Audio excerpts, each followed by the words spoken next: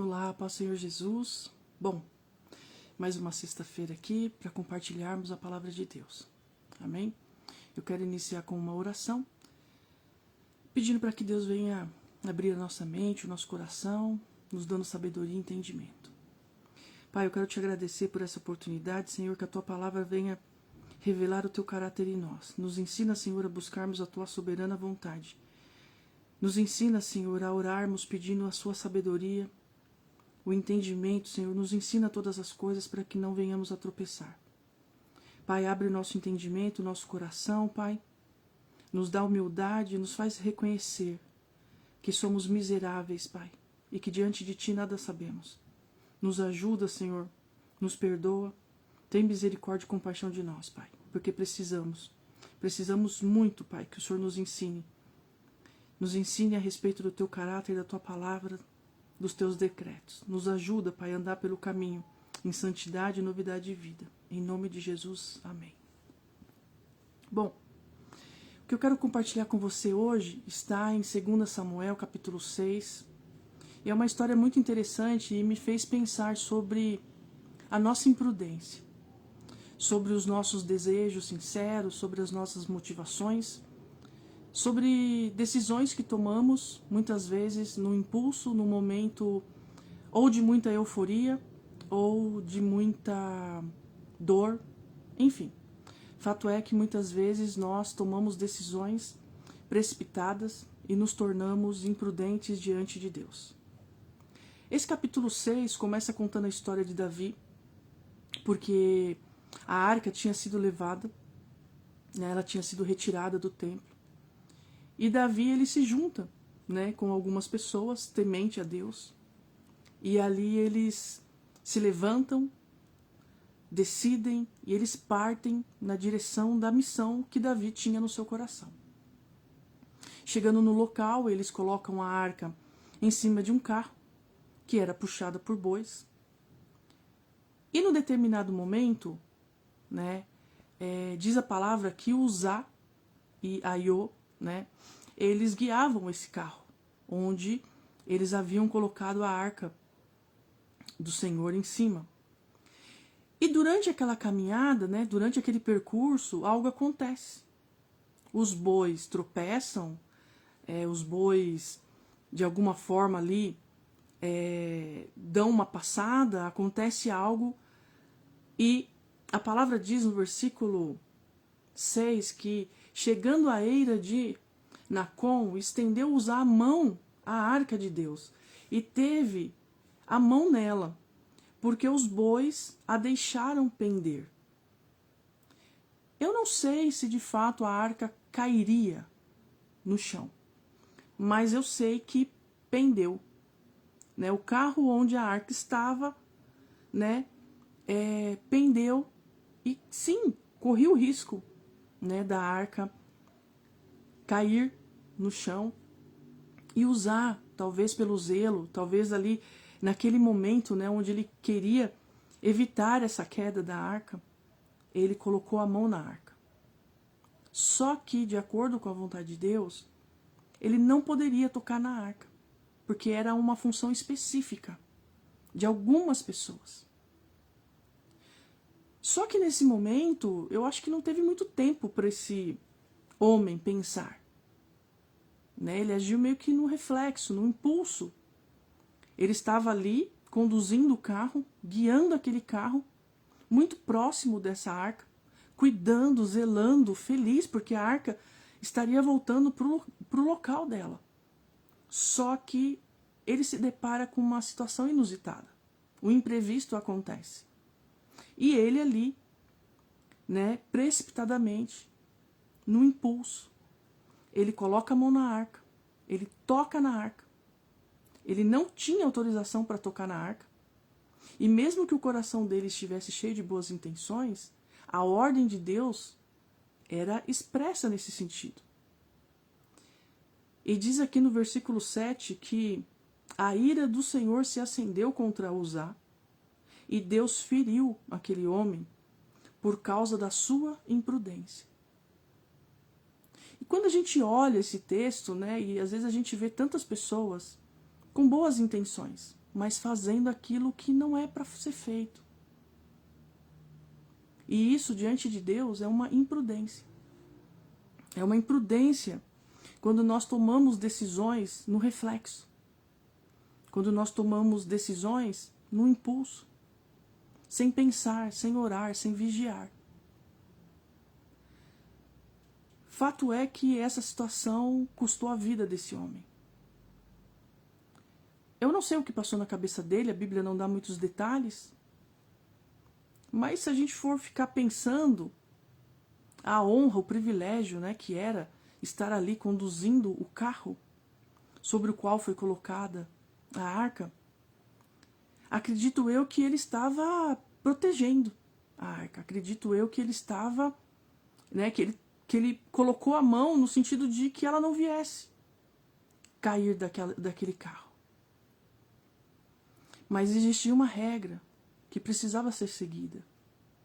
E muitas vezes nós esquecemos das regras, nós esquecemos do bom senso, nós esquecemos que nós temos um Deus que sabe todas as coisas, que nós devemos pensar sobre tudo antes de fazer. Mesmo quando a fração, né, de tempo é muito pequena em relação ao que está acontecendo e à nossa atitude.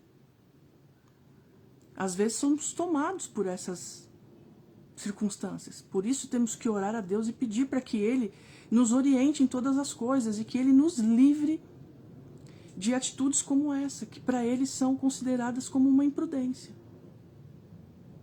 Então nós precisamos orar e pedir discernimento de Deus, né? E colocar diante dele as possibilidades de erro, porque eu não acredito que usar nessa situação onde todos estavam felizes, ele tenha agido com má fé. Acredito eu que, por zelo, ele toca a arca no sentido de não deixá-la cair. Então, lendo esse texto, eu fico pensando que quando nós estamos diante de Deus, né, nós temos que falar para Ele: Senhor, nos ensina, nos capacita, nos mostra qual é a sua boa vontade, porque às vezes nós vamos nos deparar com situações que vão nos levar a agir por impulso, que vão nos conduzir a agir num reflexo, numa fração de segundo. E é nesse momento de distração que alguma coisa acontece, que o inimigo, ele conhecendo das nossas fraquezas, e ele conhecendo aquilo que Deus se agrada ou não, ele vai fazer com que a gente tome decisão no impulso, como Uzá fez. E mesmo que o nosso coração não tenha planejado aquele mal, o fato é que quando nós fazemos algo, né, que ofende a santidade de Deus, Deus ele vai trazer juízo, porque ele não pode deixar de nos disciplinar. Então Deus sempre vai agir de acordo com a justiça dele, para que nós possamos, né, ter o nosso caráter transformado, a nossa vida modificada, a nossa mente dentro dos parâmetros de Deus. E é muito difícil, porque nós somos impulsivos às vezes. Às vezes no trânsito, alguém nos fecha e a gente ali automaticamente já pensa num palavrão, num xingamento, amaldiçoa aquela pessoa, porque isso nós somos, né? A nossa natureza caída é assim. Então nós temos que orar muito, por isso Jesus disse, né? Orai e vigiai, para que nós não venhamos a cair nesse tipo de armadilha do inimigo. Porque aqui a palavra diz que os bois, sei lá, tropeçaram, aconteceu alguma coisa. E a arca pendeu. E Uzás, naquele impulso de proteger, de evitar, né, que a arca viesse ao chão, ele ali acaba desobedecendo. E ele sabia, mas foi um impulso. Né? Eu talvez não tenha sido maldade. Quantas vezes eu também agi por impulso? E realmente eu nem parei para pensar, mas depois o Espírito Santo falou comigo. Ele falou: olha, o que você fez não está certo. Né? Glória a Deus que hoje nós desfrutamos da graça, nós desfrutamos da misericórdia de Deus. Mas muitas vezes, no impulso, nós vamos tomar atitudes que vão custar a nossa vida, que vão custar muita coisa nossa. Por isso que nós temos que ficar muito atentos. E não bastasse essa situação de Uzá morrer ali na frente de todo mundo, né? Davi, ele fica chateado e ele acaba levando a arca, né? Devido àquela situação, acredito eu que ele deva ter ficado assustado e ele não quis arriscar, né, que algo pior acontecesse, porque Uzá já havia sido morto pelo próprio Deus em razão dessa imprudência, porque a Bíblia nomeia essa atitude dele como imprudência. Davi, então, ele leva a arca de Deus para a casa de Obed-edom. E quando a arca chega ali, a vida de Obed-edom é abençoada. Porque aonde a presença de Deus está, nós somos abençoados. A questão é que muitas vezes nós não entendemos qual é a boa, perfeita e agradável vontade de Deus. Né? Então nós pedimos coisas para satisfazer as nossas vontades, os nossos desejos. Agimos por impulso de acordo com a nossa carnalidade. Né? Então é importante esse relacionamento com Deus para que Ele venha nos livrar de todo o mal que há em nós. Para que nos momentos mais complicados, mais inusitados, para que diante de qualquer imprevisto, o nosso espírito refreie a nossa carne. Né? Que o próprio Deus ele nos impeça de tocar em coisas que não podem ser tocadas, de olhar para coisas que os nossos olhos não podem ficar contemplando. Porque a exemplo disso, né, aconteceu com Eva. Ela ficou olhando, ela tocou, ela levou a boca, ela se saboreou com o desejo do coração. Porque, na verdade, o fruto proibido foi só a desculpa que ela tinha. Porque o pecado não estava naquele fruto, o pecado estava no coração dela. Quando ela achou que podia, né, dar descrédito àquilo que Deus havia falado com ela. Né, então, essa coisa de ouvir, né, o nosso coração, e o inimigo ele vai também, né, observando todas as coisas, e ele vai colocando diante de nós escolhas. E se nós não prestarmos atenção, nós vamos pecando, até que a nossa queda resulte numa total apostasia, numa total inimizade com Deus, a ponto de não ter mais jeito. Porque é isso que o inimigo quer, ele quer abalar a nossa fé. Então ele nos faz pecar para sentirmos culpa. E a culpa nos leva a ter medo. O medo nos afasta da presença de Deus, a vergonha. Então o inimigo ele é muito ardiloso, nós precisamos ter cuidado. E quando a arca chega ali, a presença de Deus chega na casa de Obed-edom, a palavra diz que a casa dele foi abençoada. E nós devemos clamar pela presença de Deus. Porque só o fato dele ter nos dado Jesus Cristo já é a maior de todas as bênçãos, já é o maior de todos os milagres. A salvação é o melhor presente que Deus poderia nos dar. Porque nós já estávamos mortos dos nossos pecados e delitos. E quando Jesus vem, ele simplesmente nos acolhe, nos ama, nos dá o Espírito Santo. O Espírito Santo conversa conosco, com o nosso espírito, vai nos ensinando dia a dia e vai nos livrando do mal, ele vai nos dando discernimento. E quando a situação é recorrente, se repete, porque o inimigo é insistente, nós vamos nos lembrar. Quando nós estudamos a palavra e nós meditamos aqui acerca dessa situação de Uzás, a gente vai pensar duas vezes antes de tocar em coisas. Não é assim? Antes de sermos precipitados, antes de tomarmos uma atitude ali, né, no impulso das nossas emoções, seja um medo, de alegria, de tristeza, de dores. Então, assim, nós devemos tomar muito cuidado e clamar para que a presença de Deus seja diária, seja minuto a minuto na nossa vida, que o Espírito Santo ele nos conduza em todas as coisas, do nosso acordar até o nosso dormir, porque nós estamos suscetíveis a todo tipo de estratégia do inimigo. Mas a palavra diz que nenhuma arma forjada contra nós vai prosperar. Só que nós precisamos fazer a nossa parte no sentido de mantermos esse relacionamento e essa aliança com Deus. Porque Deus não tem negócio com o ímpio, com o pecador. Né? E não é Deus que se afasta, né? Nós nos afastamos. Nós é quem nos corrompemos com as nossas cobiças, com as nossas má intenções, com os nossos maus pensamentos. Só que aqui fica claro que quando Deus chega, Ele traz bênção, Ele traz luz, Ele traz santidade, Ele traz coisas boas. Nós é que não paramos para pensar e desfrutar dessas coisas. Passado esses 3 meses, né, Davi volta, ele pega a arca novamente. Ali a palavra diz que ele ficou muito feliz, né? Você vê que Davi não é um cara invejoso, né? Ele não ficou chateado porque a arca na casa de Obed-edom, a presença de Deus abençoou a casa dele. Não, a palavra diz que ele foi lá porque ele tinha esse propósito, né? A arca não era de Obed-edom. Ele vai buscar, ele fica feliz com aquela situação, ele salta de alegria. Ele e todo o povo que estava com ele.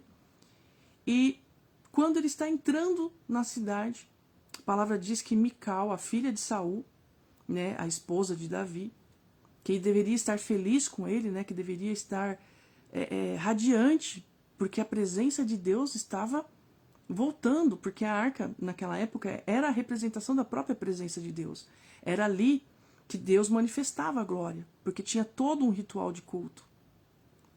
E é interessante que essa mulher, ela despreza Davi. E Davi era um homem segundo o coração de Deus. E ela repudia aquele comportamento de Davi, porque acredito eu que ele estava tão eufórico. E a palavra diz aqui, né, que ele dançou, que ele tirou aquela veste real, e ali ele se alegrou, e as pessoas com ele, e ele foi sacrificando os animais. Mas diante da nossa alegria sempre vai ter uma Mical. Diante da nossa manifestação de gratidão a Deus, sempre vai ter alguém apontando o dedo, nos desprezando, falando mal. E às vezes são as pessoas mais próximas. Porque se um estranho faz isso, não abala muito, né? Quando esse desprezo vem de uma pessoa com quem a gente não se relaciona, a gente quase não percebe. Mas quando é de alguém de dentro de casa, alguém do nosso convívio, isso é chato. Só que Davi, ele era muito maduro. E ele não se deixa abalar. E ele continua prestando o culto dele de adoração. Mesmo diante de todos os fatos, ele soube esperar o tempo de Deus. Ele soube lidar com aquela situação, né, onde Uzá veio a falecer. Ele soube esperar o tempo. Ele soube entender que ele precisava deixar a arca na casa de Obed-edom. Ele se alegra com a bênção que aquela casa recebeu. E é assim que nós devemos ser. Quando nós vemos alguém sendo abençoado, né, e quando nós temos que parar um pouco para poder, para deixar Deus agir naquela situação, para não sermos imprudentes, né, para não sermos imaturos, isso tudo é muito importante para a nossa caminhada cristã. E Davi sabia disso. E ele não fica triste, ele não fica reclamando, ele não fica murmurando. E diante da presença de Deus, ele se alegra, ele dança, ele manifesta a alegria dele. Ele era assim. Né? Eu sou uma pessoa mais quieta. Então as minhas manifestações de alegria são diferentes. Né? Eu não sei se eu sairia por aí dançando, pulando, saltando, né? Porque eu tenho um temperamento diferente. Mas Davi era assim. Né? Então tem gente que vai reclamar porque somos muito quietos, tem gente que vai reclamar porque somos muito eufóricos, mas nada disso nos define, porque quando Deus olha para o nosso coração, ele tem que encontrar um coração adorador. E as opiniões aqui não interessam, porque Mical, ela critica Davi face a face, mas ele não faz, sabe, cara de coitado e nem fica de mimimi, ele simplesmente continua adorando, continua festejando, continua prestando culto dele. E a palavra diz que ele deu para o povo pão, carne e vinho. E quando eu cheguei nessa parte, né, desse texto, para concluir, eu percebi que o pão é a palavra de Deus, é o alimento. Né? A gente vê Jesus falando, né, que ele é o pão vivo que desceu do céu, que a carne dele seria esmagada, que o sangue dele seria derramado. Nós fomos resgatados a preço de sangue. Jesus, na ceia, ele está compartilhando ali o pão com as pessoas. Ele fala, né, que a carne dele, que o corpo dele, a carne dele seria esmagada, que o sangue dele seria derramado. E eu fiquei pensando, sabe, quando eu vejo Davi prestando culto e ele entregando para cada um, e era uma multidão que estava com ele. E ele entrega o pão, a carne e o vinho. E nós devemos, como igreja, fazer isso para as multidões. Porque às vezes a gente não entrega o pão, que é o alimento, a gente não apresenta Jesus, a gente não fala o verdadeiro evangelho. A gente só entrega manjares. Mas o pão, aquele que fortalece o espírito, a nossa mente, que é o alimento espiritual, o próprio Jesus, a gente não entrega para as pessoas. A gente não fala da crucificação, a gente não fala do preço que Jesus pagou, a gente não fala do sangue derramado. Né? Geralmente a gente usa o evangelho meio que como se fosse um amuleto. Né? Então, se eu fizer uma campanha, eu serei abençoada. Se eu ir à igreja todo domingo, eu vou ter uma vida próspera. E a gente começa a trazer o mundo e filosofias para dentro do culto. E isso não agrada a Deus. Tudo que a igreja de Cristo precisa, tudo que as pessoas, as multidões precisam, é do pão, da carne e do vinho, que representa a própria palavra de Deus, o corpo de Cristo morto, ressurreto e o sangue derramado, que foi dado em pagamento pelo resgate de todos. Né? Porque Deus amou o mundo de tal maneira que ele entregou Jesus para morrer. E eu vejo, sabe, de capa a capa na Bíblia, a mensagem da cruz. Eu vejo Deus evidenciando essas questões, né, tão importantes, esses princípios tão importantes que tratam da pessoa de Cristo, da importância que é recebermos, né, esse alimento espiritual, de entendermos o que foi que Cristo suportou por nós, né, e lidarmos com as situações, aprendermos com a situação. Muitas vezes nós estamos buscando a presença de Deus e no meio do caminho nós vamos ver pessoas morrendo por causa de imprudência. Talvez isso nos paralise por um tempo. Mas às vezes parar não é desistir. Às vezes é necessário a gente parar, analisar, contextualizar aquela situação, equacionar ali e prosseguir. Muitas vezes teremos que dar um tempo. Depois voltamos, retomamos de onde paramos. Isso não é vergonhoso. Isso é ser humilde. É entender que às vezes nós não estamos prontos para certas coisas. É entender que muitas vezes nós vamos precisar reabastecer o nosso espírito, o nosso coração. Porque quando a gente quer carregar um fardo muito pesado, a gente não dá conta. Então é melhor parar, buscar a presença de Deus, né? Contribuir para que outras pessoas sejam abençoadas, como Davi fez com Obed-Edom.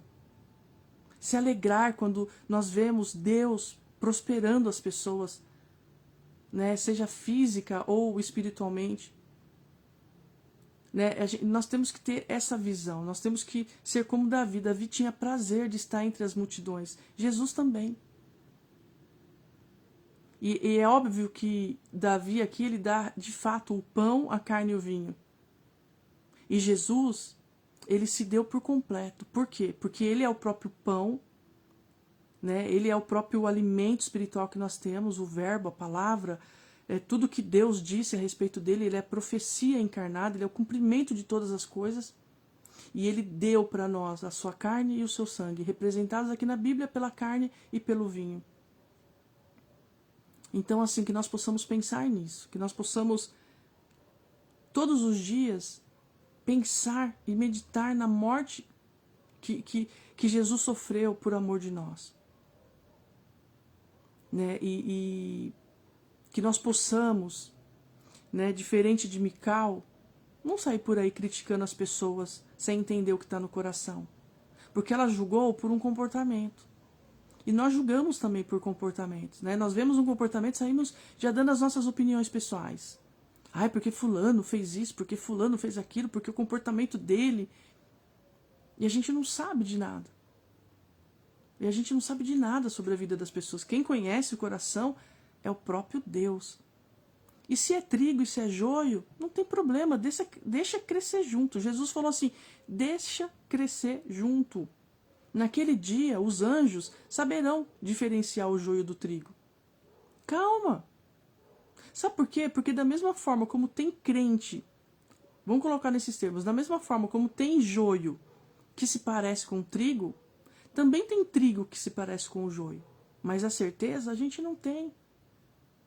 Nós só vamos saber quando o trigo começar a produzir.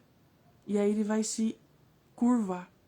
Então, como que nós sabemos quando uma pessoa é joio e uma pessoa é trigo? Quando ela tem disposição para se humilhar, para se prostrar.